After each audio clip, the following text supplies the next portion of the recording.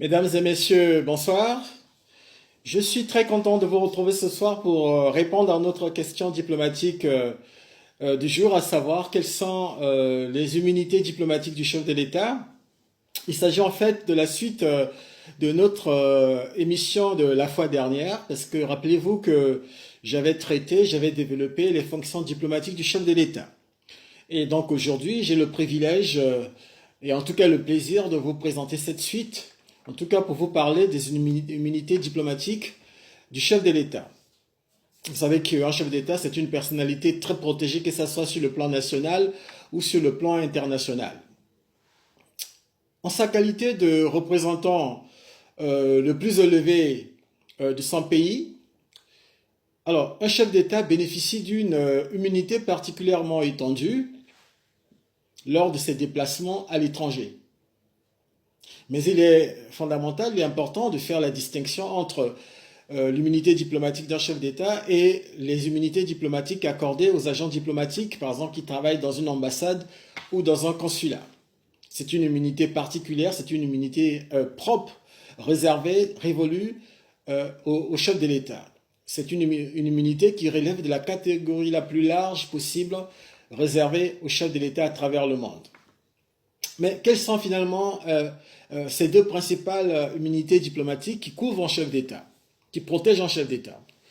Premièrement, le chef de l'État dispose de ce qu'on appelle l'immunité de juridiction relative à sa personne et à ses biens, étant liée à la fonction, parce que cette immunité est liée à sa fonction, et cette immunité cesse dès lors que le président, le chef de l'État, n'est plus en fonction. C'est-à-dire que tout le long de son mandat en chef d'État est couvert par cette immunité. Et dès lors qu'il devient un simple citoyen comme tout le monde, un justiciable, un simple justiciable comme n'importe quel citoyen, en tout cas cette immunité cesse. Mais elle continue de couvrir toutefois l'ensemble des actes qui ont été accomplis naguère par le chef de l'État dans le cadre de ses fonctions officielles. Dans ce cas, seuls peuvent donc être juridictionnalisés après cessation des fonctions, c'est des actes d'ordre privé. C'est-à-dire que pendant l'exercice de ces fonctions, si le président avait commis, le chef de l'État avait commis des actes d'ordre privé qui sont répréhensibles, en tout cas du point de vue juridique, la justice peut bien s'en saisir et traduire le président pour qu'il puisse répondre de ses actes privés, mais pas de ses actes officiels dans le cadre de ces actes de ses fonctions officielles. Et toujours dans le cadre de cette juridiction, de cette immunité juridictionnelle relative, il y a aussi le conjoint du chef de l'État qui bénéficie de la même juridiction parce qu'il s'agit en fait d'une espèce de solidarité internationale qui couvre également le conjoint ou encore l'épouse, par exemple, du chef de l'État. Et sur le plan pénal, on remarque que toutefois une exception est apportée à l'immunité de juridiction des chefs de l'État lorsque ceux-ci sont responsables des crimes contre l'humanité ou des crimes de guerre. C'est-à-dire un chef de l'État, lorsqu'il est en fonction, des actes les plus répréhensibles et pères dangereux ou bien encore des actes extrêmement graves qu'il a commis pendant l'exercice de son mandat, tels que les actes des crimes de masse, tuer la population, ordonner des exécutions des personnes sous son mandat, en tout cas qui engage sa responsabilité, eh bien, à la fin de son mandat, sur le plan international, ces crimes contre l'humanité peuvent lui être reprochés à la fin de son mandat. Et le chef de l'État, deuxièmement, l'immunité la plus importante, aussi la deuxième immunité la plus importante, c'est que le chef de l'État bénéficie en second lieu d'une, ce qu'on appelle l'inviolabilité, sous forme d'une protection contre les voies de fait et les offenses. C'est pourquoi lorsqu'il y a la visite d'un chef d'État qui se déplace à travers le monde, dans n'importe quel pays, il doit bénéficier d'une protection maximale pour que rien ne lui arrive de fâcheux. Sa sécurité au moment de son déplacement, lorsqu'il est en déplacement, lorsqu'il il part à l'étranger.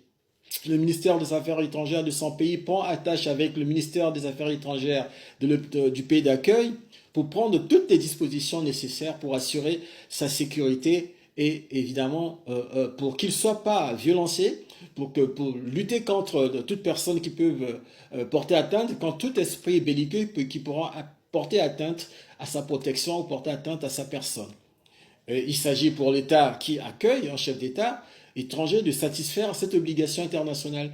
Donc la protection d'un chef d'État en visite à l'étranger est une obligation internationale qui impose à l'État d'accueil qui reçoit le chef de l'État et qui doit prendre toutes les dispositions possibles et toutes les dispositions de sécurité, de protection doivent être de mise pour assurer la protection maximale de cette personnalité du chef de l'État lors de sa visite.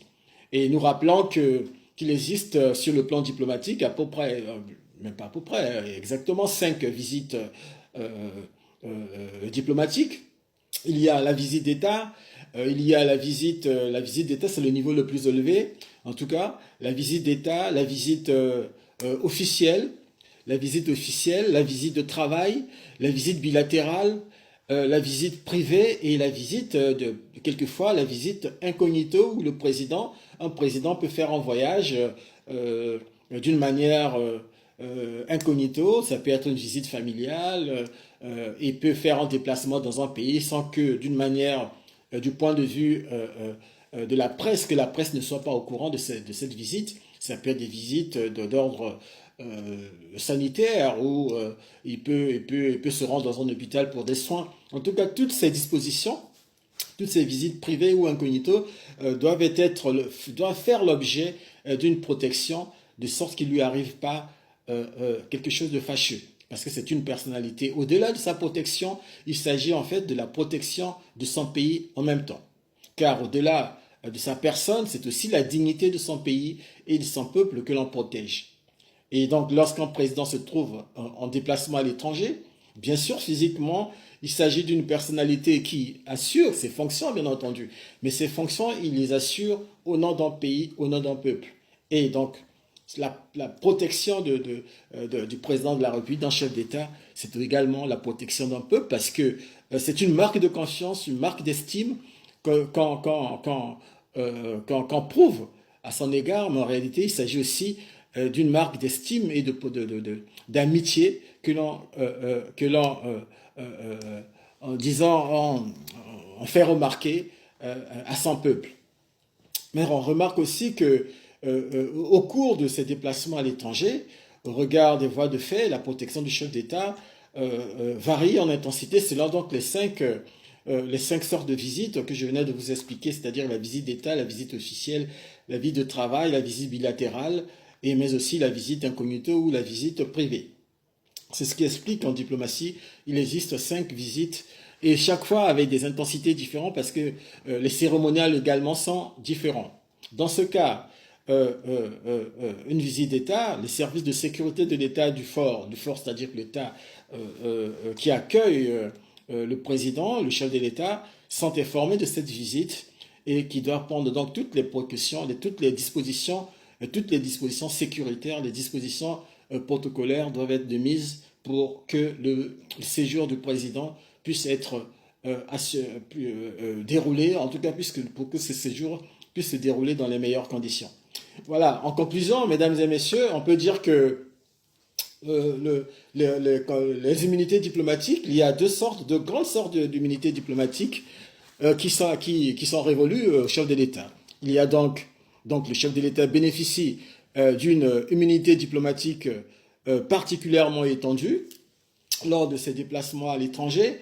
Et enfin, le chef de l'État bénéficie en second lieu d'une inviolabilité sous forme de protection contre les voies de fait et les offenses. Voilà, mesdames et messieurs, ce que je tenais à vous expliquer concernant les immunités diplomatiques du chef de l'État, parce qu'il faut comprendre que dans n'importe quel pays à travers le monde, tout ce qui concerne, surtout au niveau des biens, et ça c'est très important parce que du point de vue diplomatique, les biens appartenant à un chef d'État sont super protégés et on ne peut pas les toucher n'importe comment parce qu'ils sont protégés. Voilà. Voilà ce que je tenais à vous expliquer, mesdames et messieurs, concernant la suite de cette émission, concernant les fonctions diplomatiques du chef de l'État. Donc, je suis très content d'avoir fait cette suite-là et je vous prie, si vous avez aimé cette vidéo, cette suite, en tout cas, je vous prie de bien vouloir la partager et je serai très heureux de vous retrouver la prochaine fois pour continuer, pour en tout cas vous donner des explications sur une autre question diplomatique. Portez-vous bien, en tout cas, moi je reste à votre service et à très bientôt. Merci à vous. Excellente soirée à vous. Merci beaucoup.